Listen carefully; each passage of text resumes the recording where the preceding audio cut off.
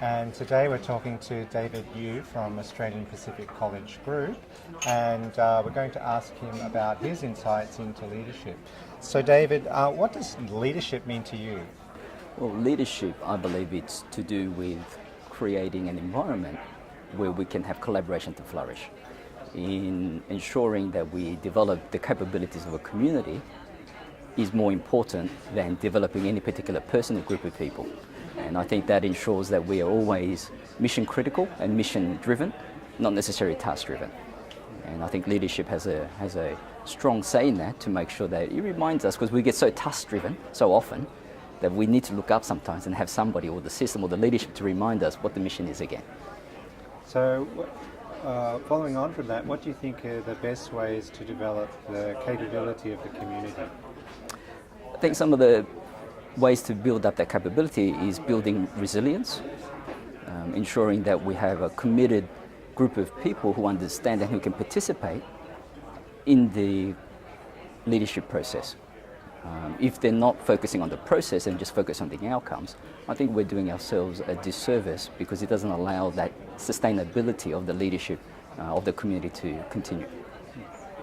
Okay, and who do you think are the influences in ELT in ASEAN and Australia today? Well, I think a common theme of even the NEAS conference has been that we don't live in a bubble, and to accredit or credit certain group of people or a person or two as influencers, we would probably do a disservice again, because it's to do with building that community and ensuring that it's the community effort that's been recognized. There has been tens, hundreds, thousands, millions of people who have contributed, and who are educators, providers, other service providers within our industry, who've actually gone past over the decades and the decades to come to contribute to the success. And how do you think, what's the best way and best practice way to create more leaders within our community?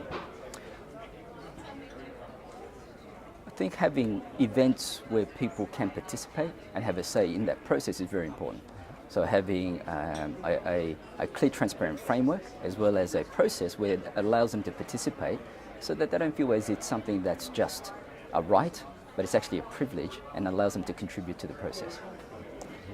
And thinking about your experiences at APC and in the broader ELT space, how can we connect across the region, Australia and ASEAN? I think that responsibility again comes down to the community, and I think we're very fortunate in Australia that we have various different levels of government, industry, everybody actually quite involved and being very invested in making sure those connections happen. So every one of us, I believe, has a responsibility to be that role model and be ambassadors for that, what we're trying to achieve, and to connect with others. Well, thank you very much for talking to us today and giving your insights on leadership in ELT. And all the best with your future at APC and in the NEAS family. My pleasure, and thank you for having me. No problem.